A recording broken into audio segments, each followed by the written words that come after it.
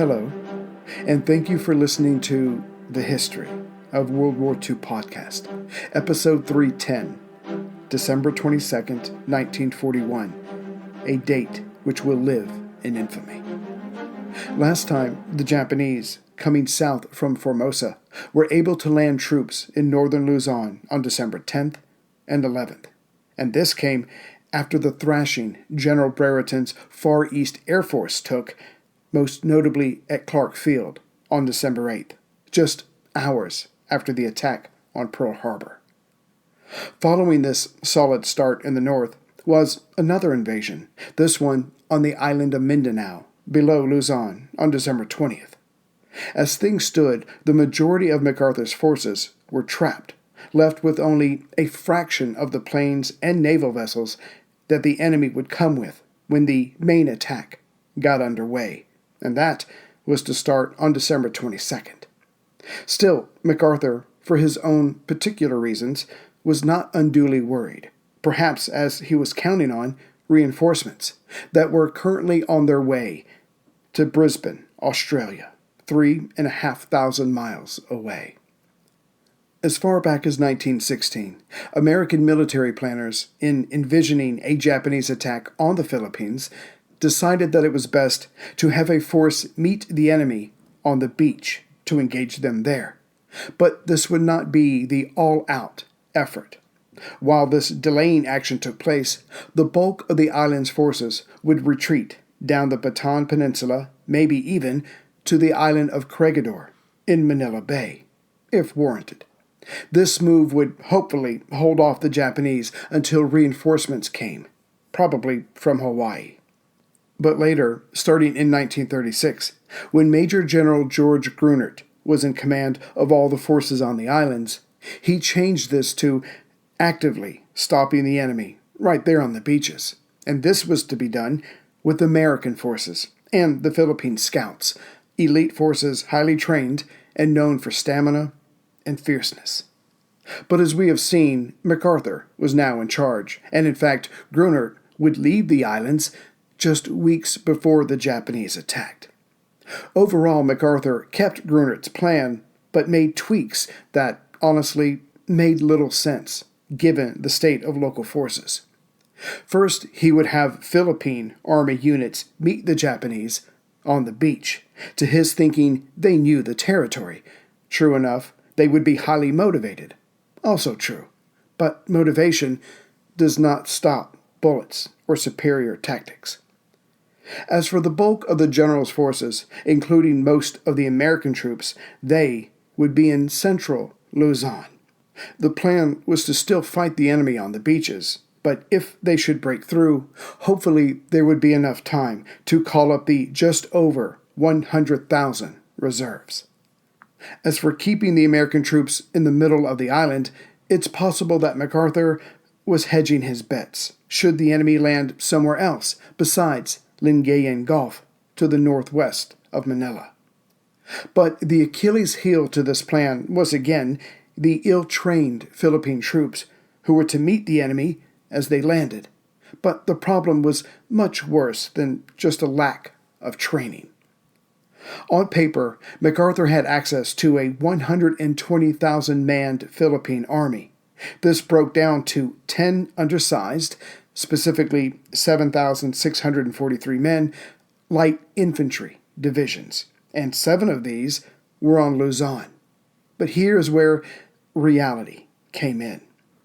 Most of these soldiers would have the aged Lee Enfield rifles, but of these, the extractors were defective, the device that removes the spent cartridge. The locals quickly figured out how to use bamboo sticks to take out the cartridge, a timely process. This alone made these guns the equivalent of muskets from a bygone era. Only a few regiments of the Philippine divisions would have the updated semi-automatic M1 rifle. Again, the defenders lacked quality equipment and enough time to become proficient in their use.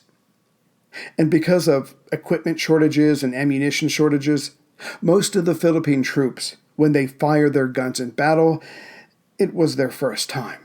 As for more substantial firepower, Each division's artillery regiment was supposed to have 24 howitzers, and they probably would, by early next spring. For now, that number was a dismal 2 each. There was also little to no anti-tank or anti-aircraft guns. Thus far, defending the island, through no fault of their own, was an ill-equipped mob, with guns almost as long as the men were tall, though they had not fired them yet, and barely any heavier guns for scattering the enemy infantry, tanks, or airplanes. And then there was the language barrier, and not the one between the Americans and the locals, where the former barely tolerated the latter for racist reasons. The educated Filipinos spoke English and Spanish, but after that, there were hundreds of dialects, and as the men had been pulled together from the various islands, many could not communicate with at least half of their unit, nor practically all of their officers. Thus, quick response times to emergencies, which is exactly what war is, would be impossible. All this combined with the 21,000 or so Americans on the island, though most of them were not infantry, but rather were in artillery units, was what the general had to work with. But there was one more aspect to MacArthur's defenses that cannot be overlooked, vital as it is, and that is the idea of follow-up, once an order has been given. Perhaps it was the general's ego, but whereas General William Slim or General Stilwell would have checked on the progress of his men down to the squad or platoon level, MacArthur did not check on the smaller details of his command, like the language problem, the open racism of his American troops, or the lack of real training, like target practice. After all, the difference between a professional and an amateur is practice. Being a big-picture man, the general had no real idea of what his men were capable of, but somehow, in his own head, his greatness, there is no other word for it, would see them through. December 22nd, 1941 would be an eventful day for all the major players on Luzon and in Washington. But first things first. That morning, 85 transports carrying the bulk of General Homa's 14th Army neared Lingayen Gulf on the northwest shore of Luzon. Going ashore first would be the 48th Division, minus one regiment that had landed back on December 10th further north, the 9th Infantry Regiment, and the 4th and 7th Tank Regiments, though these were actually battle-sized, with 36 light and 52 medium tanks, plus a large artillery contingent. Protecting this convoy were 2 light cruisers and 16 destroyers with other support craft. Not that the Americans had anything comparable to throw at this naval shield.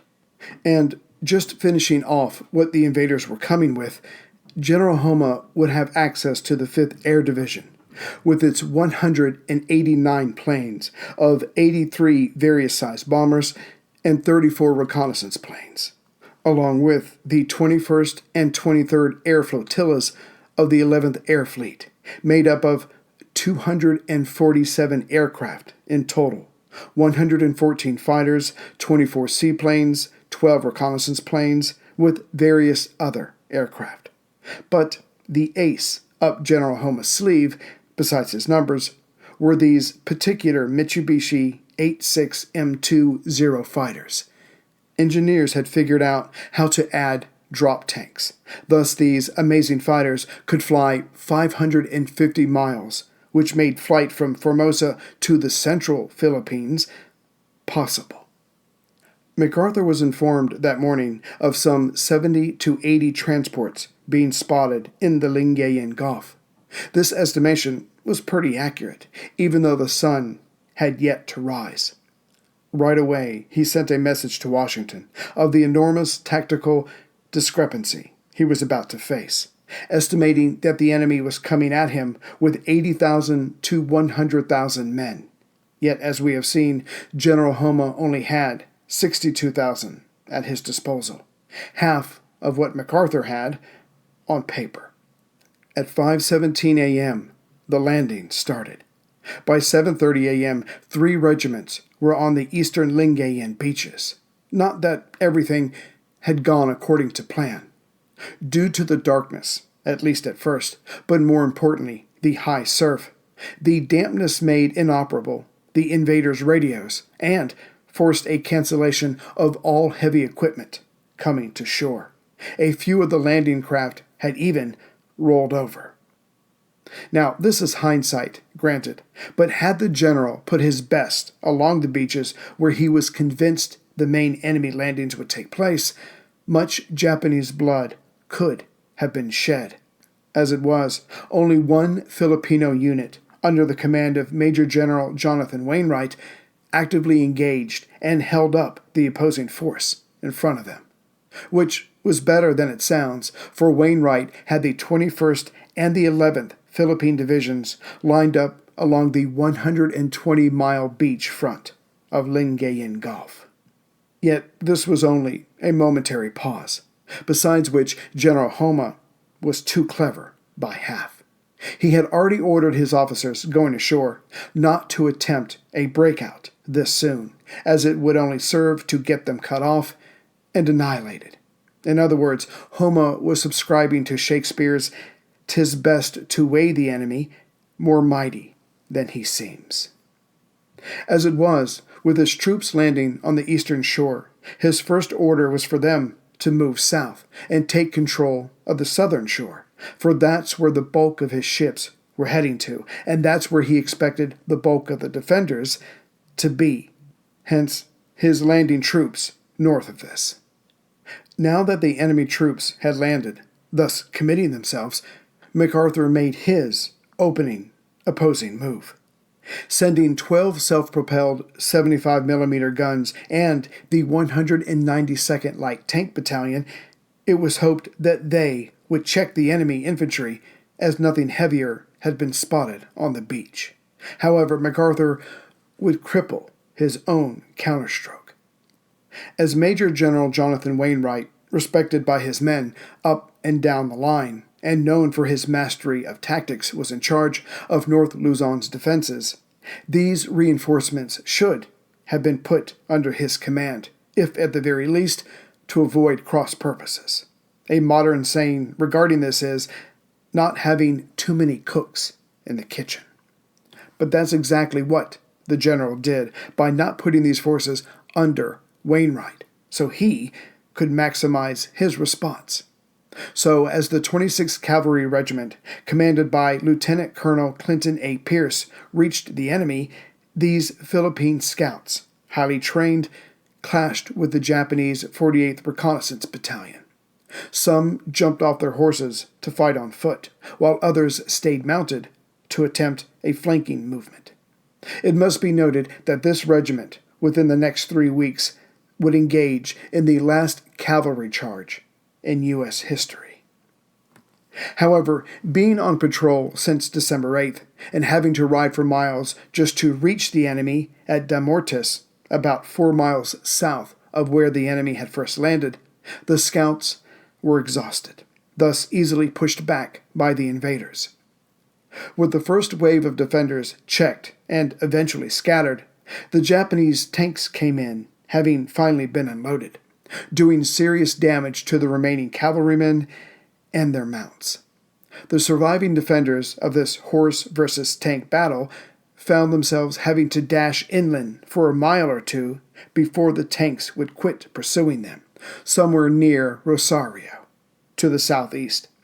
Still, all this had taken time, and it would be the 26th Cavalry that were the only ones to seriously delay the enemy, holding up some 4 enemy infantry regiments for 6 hours. Also on December 22nd, MacArthur heard back from Washington. Alas, it was not to say that Admiral Chester Nimitz, C&C U.S. Pacific Fleet, would be risking one of his 3 carriers to lead a task force to bring reinforcements. Instead, the message was MacArthur was getting a promotion to 4 stars, a rank that he held as Chief of Staff. Admiral Thomas Hart, about to begin a meeting of command staff, congratulated the general, hoping to use this goodwill to launch into his prepared speech. MacArthur's only response, however, was that he finally had his rightful rank back, as if any of this would help the situation in the Philippines. During the same meeting, Admiral Hart was hoping to discuss with MacArthur plans for a final evacuation, for clearly the developing situation warranted it. The enemy was on Luzon in multiple locations, and the Allies did not have the air or naval power to seriously hamper their advance, nor enough proper ground troops to push them back into the sea. But again, the general took over the conversation, ignored the subject of evacuation, and tore into Hart about his sub's inability to stop the invasion. This was unfair, as for during a 2-week period around this time, no less than 10 of Hart's subs would go hunting, and in that time they launched 28 torpedoes. Few made contact with the intended target, and of those, few detonated. Again, it was the faulty torpedoes themselves that the Americans would not completely correct for another 2 years. It's worth noting that Admiral Hart had known MacArthur for 40 years before this moment, and what he was seeing now did not bring him much hope. He would write of this moment, "Douglas knows a lot of things which are not so, and he is an able and convincing talker, a combination that spells disaster." Adding to this tale of naval woe, between December 8th and April 1st, 1942, when hostilities would mostly be over on the islands, the Asiatic Fleet would sink only 2 enemy destroyers and 12 merchant ships. The Allies would lose many more in these days in the southeastern Asian waters. But, like MacArthur's rather undependable defensive dispositions, the Asiatic Fleet's response was rather watered down, pun intended. Again, U.S. military leaders, Army and Navy, felt confident that if the Japanese came, they would land troops in Lingayen Gulf. Then why were there so few American subs waiting there for the enemy? One of them being Lieutenant Commander Eugene B. McKinney's Salmon.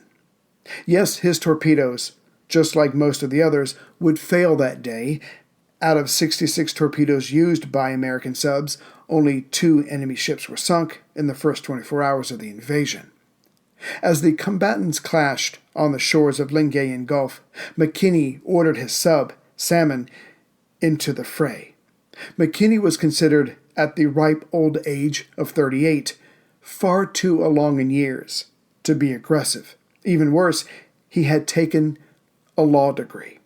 Thus, his superiors and his crew just knew they were sailing with a dud. But proving them all wrong, the sub still surfaced, charged at the Armada while it offloaded and shielded the troops. This bold move surprised the Japanese crews, as prudence demanded the single sub leave the area.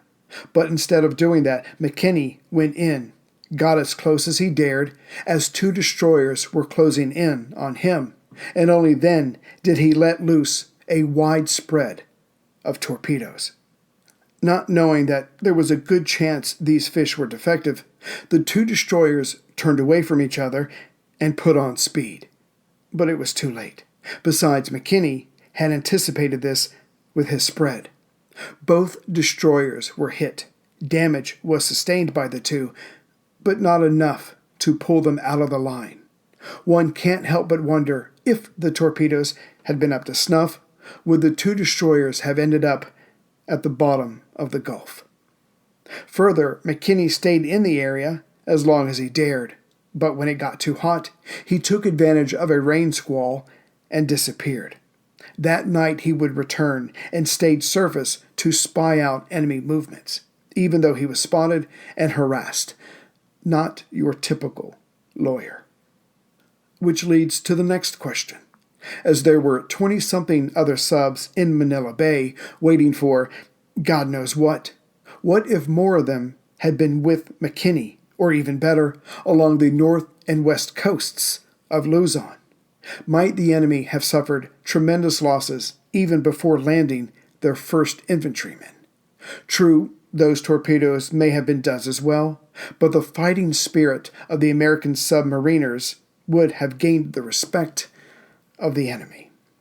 Another sub to see action that day, in all Admiral Hart would send 6 other subs into the Gulf, was USS S-38. Commissioned in 1923, commanded by Lieutenant Clifford H. Stoney Roper, S-38 moved into the Gulf that morning of the invasion, just before sunrise.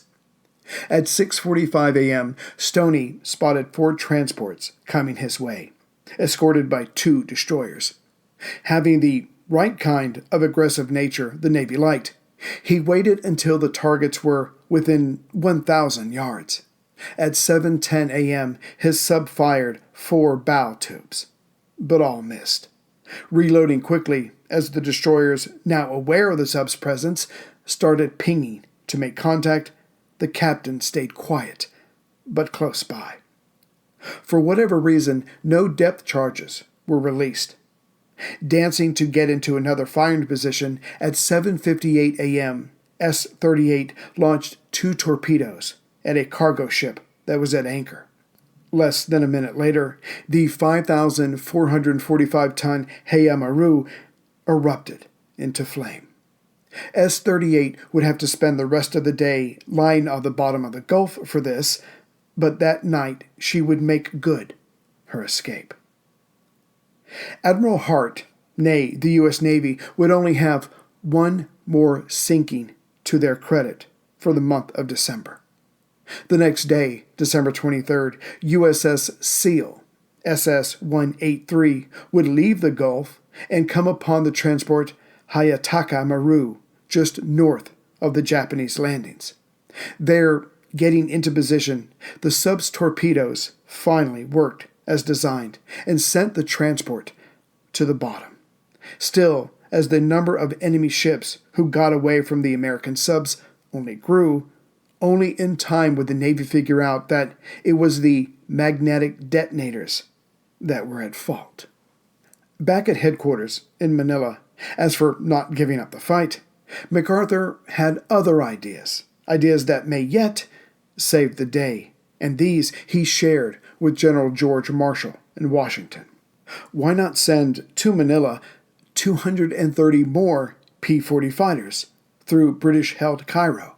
With those, he could wipe out the enemy troops on land, harass, and may even sink their transports, which would wreck their entire invasion plan.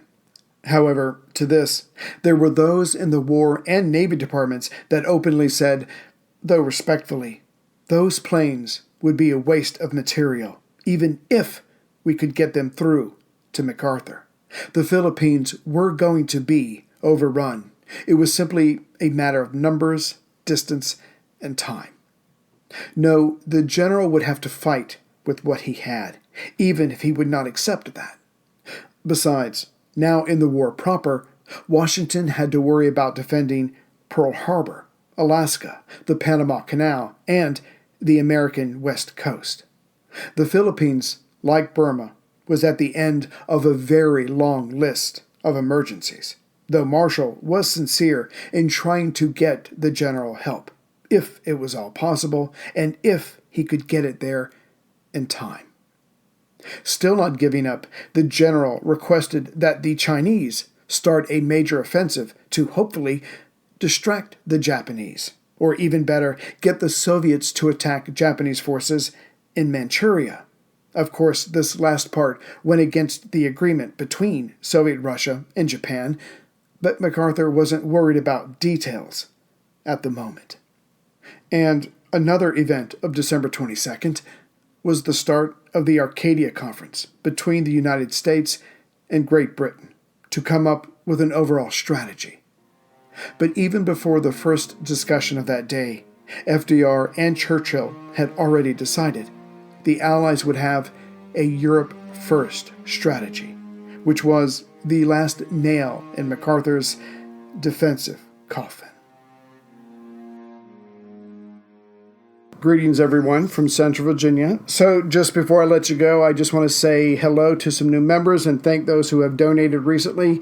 And some of you donated right after the show came out, so don't worry, I will get you next time, I promise. So as far as welcoming aboard the new members, I almost forgot. With me today is my youngest daughter, Sophie, who, as far as she knows, is my favorite. Hello, Sophie. That was really good. Okay, so latest members, I'd like to welcome and say thank you to Stanley Favre. There's a person named Andy. Sorry, Andy, I did not get your last name, but I know that a family member got this membership for you. So thank you to her and to you for coming on board. John Calvert, who is not only a member, but he donated. So yes, John, you are my new best friend. Thomas Rasmussen. Sorry about that, Thomas. Michael Gallagher, Douglas Farm. Sorry, Douglas. No! Robert Bruning, Amy Jorge Hester, Christopher Jennings, and as far as those who made donations, James Sherzan, Kenneth Lamb, Matthias Grimm, Dale Fowler, Darren Edmonds, Christopher Audette, or Adu, either way, it's pretty cool. Ed Brown, John Wrigley, Sarah Probasco, Dale Olason, and Bruce Werner. So again, thank you very much for contributing to the show. I'll get the next episode out as soon as I can, and we'll continue on with the invasion of the Philippines. Take care, everyone. Bye-bye. That was really good.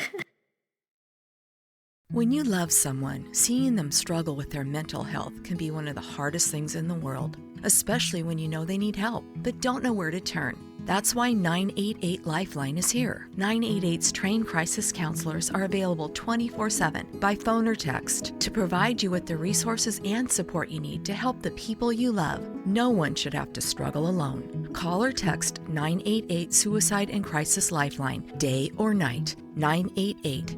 Hope has a new number.